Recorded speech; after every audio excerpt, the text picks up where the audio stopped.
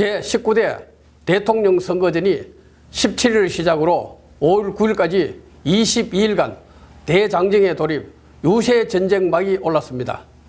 더불어민주당 문재인, 자유한국당 홍준표, 국민의당 안철수, 바른정당 유승민, 정의당 신상정 후보를 비롯한 15명의 대선 후보는 이날부터 선거 전날인 5월 8일까지 22일간 공식 선거운동을 펼칩니다.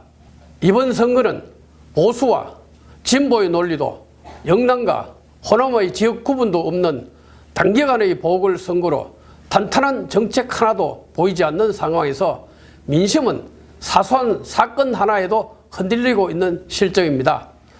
차기 대통령의 경우 직전 대통령을 거울로 삼아 오직 국민에 의한, 국민을 위한 국민의 국가를 만들어야 할 것입니다. 15명의 대통령 후보 중 분명한 것은 한 명이 대통령이 된다는 것입니다. 그 한 명의 대통령은 첫 번째로 국민의 안전을 챙겨야 한다는 것입니다. 우리는 지금도 전쟁 중인 휴전국가입니다. 국민의 안전 중에도 북한의 위협에서 국민을 안전하게 보호하는 안보를 제일 우선으로 챙겨야 할 것입니다.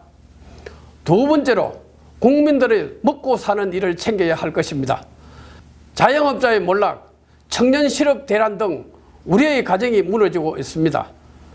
자영업자들은 장사는 되지 않고 인건비는 매년 올라가는데 사람은 구할 수 없는 삼중고를 겪고 있습니다.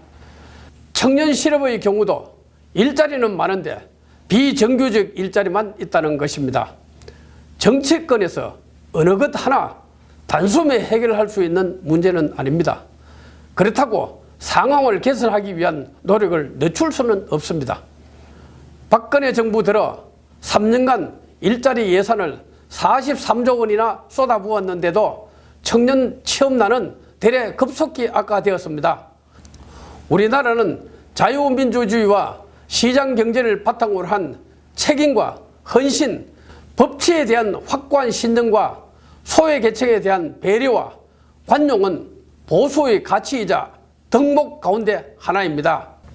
지금 보수 후보들의 난립으로 보수 간 도토리 키재기식 대결이 보수의 진정한 가치를 도외시한 채 단순히 우파의 총집결로 대선이 끝나지 않기를 기대하고 바랍니다. 대기업도 청년 취업 문제에 더 많은 관심을 갖고 일자리 창출에 배전의 노력을 기울여야 할 것입니다.